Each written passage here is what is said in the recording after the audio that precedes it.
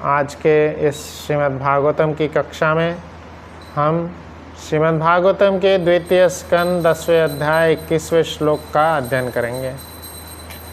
श्लोक बहुत सुंदर है, हमने पठन किया अभी। यदात्मानि निरालोकम आत्मनं च दिदृक्षतः निर्भिन्ने ही अक्षिणी तस्य ज्योतिः चक्षु गुणग्रह। गुणग्रह मतलब देखने की शक्ति। तो इस श्लोक में देखने की शक्ति के बारे में चर्चा हो रही है और यह सीरीज़ जो चल रहा है श्लोकों का, इसके ऊपर चर्चा करेंगे। तो यह हमारी सृष्टि का सृजन कैसे हुआ, कैसे सृष्टि बनी है, इसके बारे में बताया जा रहा है।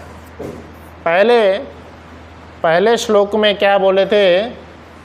पहले श्लोक में बोले थे कि सृष्टि होना चालू हुई। तो क्रिश्चियन में हम देखेंगे बस इतना ही पता है, और वो बोलते हैं कि Lord wished and there was the creation. भगवान ने इच्छा की और क्रिएशन हो गया।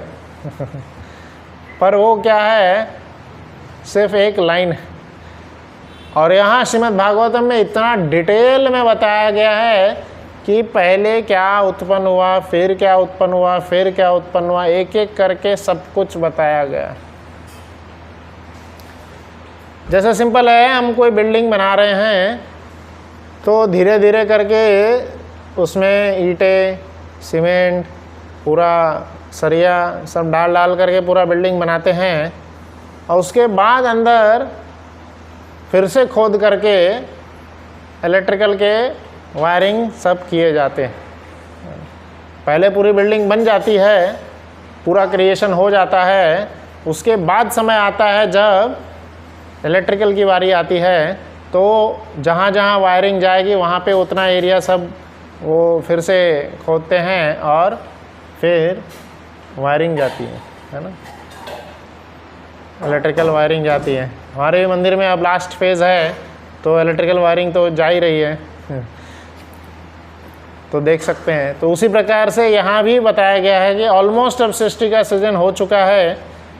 अब क्या क्या सृजन किए भगवान ने, उनको एक बार फिर से रिवाइज करने का मन कर रहा है, एक बार फिर से देख लेता है अभी तक क्या क्या बन गया। जैसे कोई व्यक्ति खाना बना रहा होता है तो अभी तक क्या क्या बन गया वो एक बार रिवाइज करता है, अच्छा इतना इतना हो गया है, चलो और भी 3-4 चीज़ बाकी है, तो फिर से और भी जो नया बनाना होता है बनाते हैं। तो उसी प्रकार से यहाँ लिखा है कि श्री भगवान को अपने आप को तथा उन्होंने जो कुछ रचना की थी उन सबको देखने की इच्छा हुई। क्या लिखा है? दिदृक्षतः। दिदृक्षतः मतलब देखने की इच्छा। तो अभी तक क्या चल रहा था? निरालोकम। निरालोकम, निर मतलब बिना प्रकाश के, अंधकार को निर बोलते हैं। अभी तक जो भी कंस्ट्रक्शन हो रहा था बिना प्रकाश के हो रहा था, कुछ भी रोशनी नहीं थी, किसी प्रकार की रोशनी वहाँ नहीं थी, पूरा अंधकार में क्रिएशन हो रहा था, एक बूंद की भी रोशनी नहीं थी, कुछ भी नहीं। हम अपने आँखों पे इतना घमंड करते हैं, अपने शारीरिक क्षमता पे इतना घमंड करते हैं, बट लाइट बंद हो जाएगी तो हम कुछ भी देख सकते हैं? नहीं देख सकते। तो हम भले ही आँखें हैं फिर भी देख नहीं पाएंगे और कुछ समझ नहीं पाएंगे जब तक लाइट नहीं रहेगा या सूर्य उपस्थित नहीं रहेगा। और यहाँ पे कृष्णा जो है पूरे सृष्टि कर दिए अंधेरे में ही अंधेरे में ही पूरी सृष्टि कर दिए, और बाद में रिवीजन के मात्रा से सिर्फ उनको देखना था कि अब अभी तक क्या क्या सृष्टि किया मैंने। तो इसलिए वह जो अंधकार से भरी हुई दुनिया थी उसको अब देखने की इच्छा हुई है, दिदृक्षतः। तो वो क्या कर रहे हैं? निर्भिन्ने ही अक्षिणी तस्य, अक्षिणी, अक्षिणी अर्थात आँखों के, अब वो आँखों को प्रकट किए, आँखें प्रकट हुई, तब आँखों को रोशनी कौन देगा? तो हम जहाँ सादा एक बल्ब लगाएंगे, रूम में अंधकार है तो हम बल्ब ऑन करेंगे। कृष्ण ने क्या अंधकार को देखे तो पूरा सूर्य ही क्रिएट कर दी। सूर्य का क्रिएशन या सूर्य की उपस्थिति हुई कब? जब देखने की इच्छा हुई। तो सूर्य को आँखों के देवता माने गए। आँखों के देवता कौन है? सूर्य देव। आँखों में कोई प्रॉब्लम होती है, देखने में कमी होती है, हालांकि चश्मे वगैरह पहने जाते हैं, डॉक्टर के पास जाए जाते हैं, पर सूर्य की आराधना करने से भी शास्त्र में लिखा है कि आँखों की कमज़ोरी या देखने की जो कमज़ोरी है वो दूर होती है। तो सूर्य की आराधना करनी चाहिए। तो यहाँ पे अंधकार से भरी जो दुनिया थी, अंधकार अर्थात तमस, तमस को अंधकार कहा गया है। इसलिए एक बहुत सुंदर सी प्रार्थना भी है, ओम तमसो माँ ज्योतिर्गमया, तमस, तमसो माँ, तमस से माँ अर्थात मुझे, ज्योतिर्गमया, तमस से ज्योति की ओर लेके चले, लेके चले, बाहर लेके चले, तमस से ज्योति की ओर लेके चले, तमसो माँ ज्योतिर्गमया, मृत्योर्मा अमृतगमया। तो ये तमस है, ये मृत्यु के समान है। तमस जो होता है, अंधकार जो होता है, मृत्यु के समान होता है। तमस, तामसिक गुण अर्थात नींद, आलस, आलस, नींद, सोया हुआ व्यक्ति मरे हुए जैसा होता है। जितना घंटा हम सोते हैं उतना घंटा मरे पड़े रहते हैं। सोए हुए व्यक्ति को कौन जगा सकता है? सोए हुए व्यक्ति का कुछ लोग इतने ज़्यादा गहरे नींद में होते हैं, उनका हाथ पैर हिला दें या उनको इवन एक जगह से उठा करके दूसरी जगह रख भी देंगे, वो सोए पड़े रह जाएंगे, उनको कुछ फर्क नहीं पड़ेगा। तो श्रील प्रभुपाद जी बहुत अच्छा बोलते हैं, सोए हुए व्यक्ति को उनका हाथ हिलाइए, पैर हिलाइए, वो कुछ जो कमज़ोर नींद के होते हैं वो उड़ जाएंगे, बट ज़्यादातर लोग नहीं उठ पाएंगे। तो सोए हुए व्यक्ति को कौन जगा सकता है? नहीं, जो उसको, हाँ जगा हुआ भी है, बट जो सोया हुआ वो भी लात मार के उसको जगा देता है, तू जाके गेट खोल के आ, कौन आया देख ले। तो बेसिकली आवाज़ से कितना भी भले वो गहरी नींद में होगा, जब उसको कोई बुलाता है, जब वो अपनी आवाज़ सुनता, अपना नाम सुनता है, तब वो उठ जाता है। तो श्रील प्रभुपाद जी यही बता रहे हैं, भले ही पूरा शरीर कितने ही गहरी नींद में हो, पर कान हमारे खुले रहते हैं। कितने ही गहरी नींद में पूरा शरीर हो, पर कान हमेशा खुला रहता है, कान हमेशा खुला रहता है। तो अंधकार से ज्योतिर्गमया, तमस से, तमसो माँ ज्योतिर्गमया, तमस से अंधकार की ओर, ज्योति की ओर ले जाने के लिए एकमात्र उपाय है। और ये जो पूरी दुनिया भी तमस में भरी हुई है, पूरा विश्व तमस अर्थात अंधकार में भरा हुआ है। ऐसे अंधकार में भरे हुए विश्व को ज्योति की ओर लेके जाना है, तो आवाज़ उठानी होगी। कौन सी आवाज़?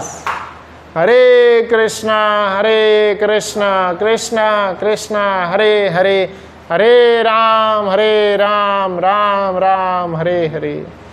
वो आवाज़ जहाँ पे सिर्फ और सिर्फ कृष्ण का और उनकी शक्तियों का गुणगान है। और अभी वर्ल्ड होली नेम वीक भी चल रहा है, जहाँ पे प्रतिदिन हमें कई सारे भगवान के नाम जप करने हैं और संकीर्तन भी करना है। वर्ल्ड होली नेम वीक की जय, श्री हरिदास ठाकुर की जय। तो हरिदास ठाकुर जो हमारे आचार्य हुए हैं, उनके निमित्त श्रील प्रभुपाद जी ने पूरा वर्ल्ड होली नेम वीक चालू किए, अर्थात पूरे हफ्ते भर तक हम हरिनाम का प्रचार करेंगे और ज़ोर ज़ोर से हर गली गली में जा के भगवान के नाम का संकीर्तन करेंगे। हरे कृष्णा कृष्णा कृष्णा हरे हरे, हरे राम राम राम हरे हरे। तो इससे क्या होगा? जो तमस अंधकार से भरी हुई जो दुनिया है वो सब उठेंगे और सब ज्योति की ओर जाएंगे। हरि बोल। तो यहाँ पे यही बता रहे हैं, सूर्य देव जो है हम सबको ज्योति की ओर लेके जाते हैं। वो देखने की शक्ति देते हैं। देखने की शक्ति कौन देते हैं? सूर्य देव देते हैं। तो यहाँ पे बता रहे हैं श्रील प्रभुपाद जी, श्री भगवान ने अपनी अहेतुकी कृपा से सर्वप्रथम अपने आप को तथा अपनी समस्त सृष्टि को देखना चाहा। श्री भगवान अपनी अहेतुकी कृपा से देखने चाहते थे सृष्टि को। तो अब जो आखिरी का कुछ समय बचा है, इसमें भगवान की अहेतुकी कृपा को समझते हैं। अहेतुकी, अहेतुकी, ये बहुत सुंदर सा शब्द है। इसका अर्थ ऐसा होता है, अहेतुकी, इसका अर्थ क्या है कि बिना किसी इच्छा के, बिना किसी इच्छा के, मतलब कि हमारा उनसे कोई संबंध नहीं है, फिर भी वो आकर के हमारी मदद कर रहे हैं। जैसे एग्जाम्पल दिया जाता है, एक मारुति सुजुकी कार है।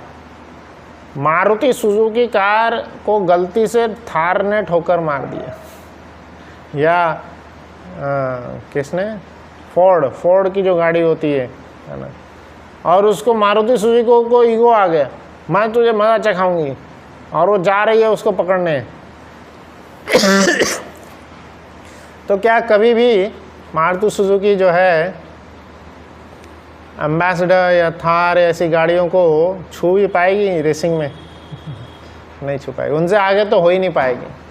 पर अहेतुकी कृपा जो होती है, भगवान की अहेतुकी कृपा, वो ऐसी है कि अगर कोई पीछे से आकर के हेलीकॉप्टर से आएगा और सुजुकी को उठा करके थार के हज़ारों किलोमीटर दूर आगे जाके रख देगा, तो सुजुकी जीत गई।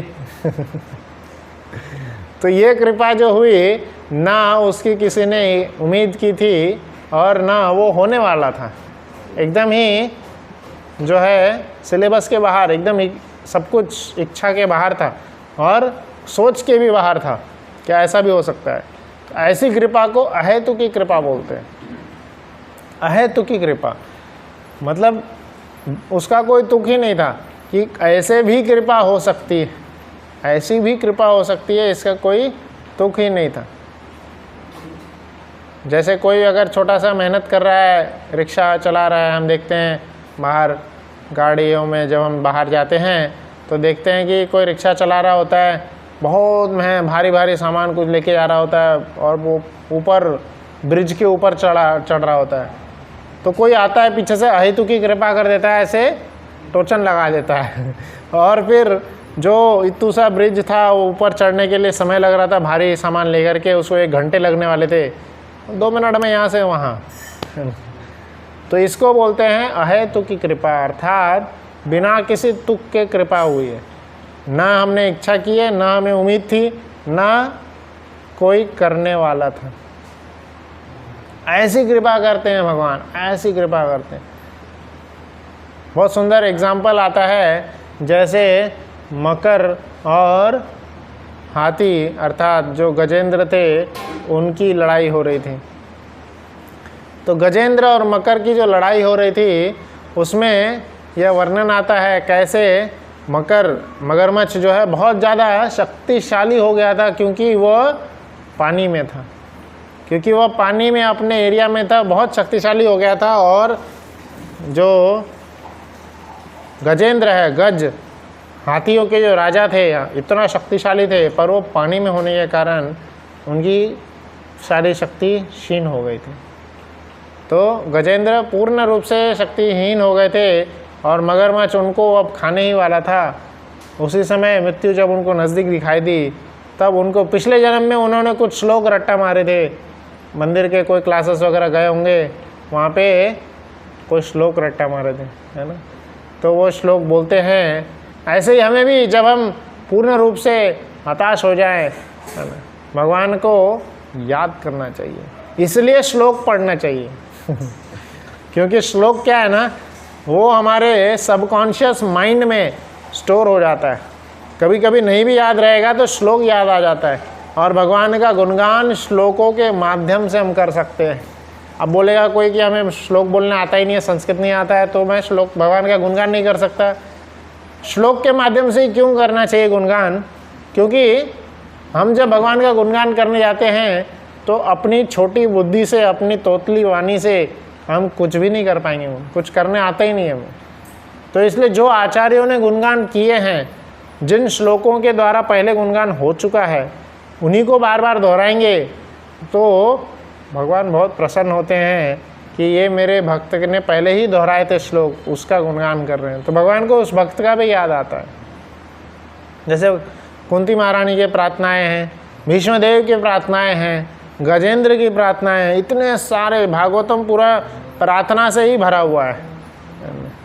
कुंती महारानी एक बहुत सुंदर सा प्रार्थना कहती है, कृष्णाय वासुदेवाय,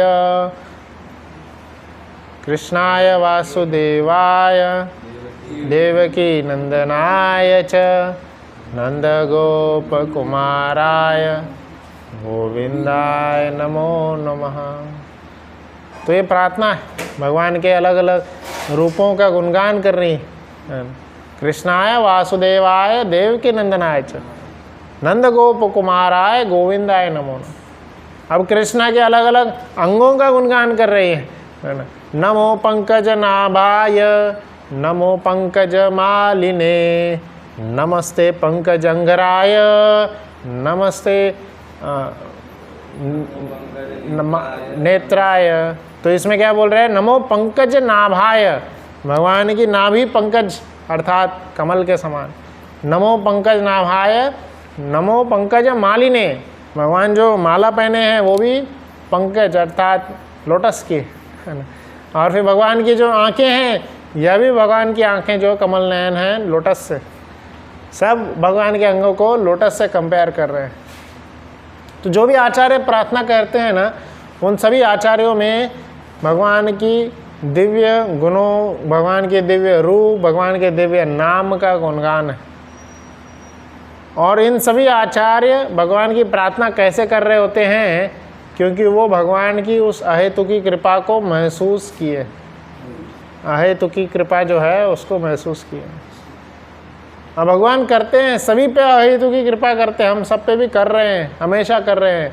क्योंकि भगवद गीता में कृष्ण बोले भी है कि ममे वांश जीव लोके जीव भूत सनातन, हम सब भगवान की ही संतान हैं, भगवान के ही अंश हैं।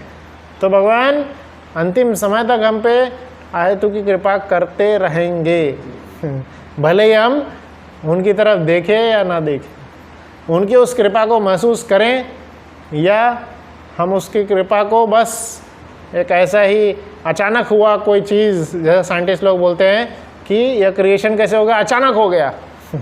तो अचानक कुछ नहीं होता है, कुछ भी चीज़ अचानक नहीं होती, वह सब भगवान की इच्छा से ही होती है। हरि के इच्छा के बिना कुछ नहीं। तो जब हम भगवान की इच्छा को महसूस करना चाहते हैं, उनकी इस हेतु की कृपा का गुणगान करना चाहिए। जैसे आचार्यगण कहते हैं, हमारे जो भी आप वैष्णव सॉन्ग्स पढ़ेंगे, हमारे वैष्णव सॉन्ग्स में हर एक आचार्य ने भगवान की उस अहेतु की कृपा का गुणगान किए। इतना ज़्यादा उस अहेतु की कृपा का गुणगान किए हैं कि उनको शब्दों में नहीं, पोएम में रख दिए। रूप गोस्वामी बोलते हैं कि जय जय विजय नहीं, जो जय विजय के रूप में जो आए थे चैतन्य महाप्रभु के समय में, जगाई मधाई, उन पे आपने कृपा कर दिए।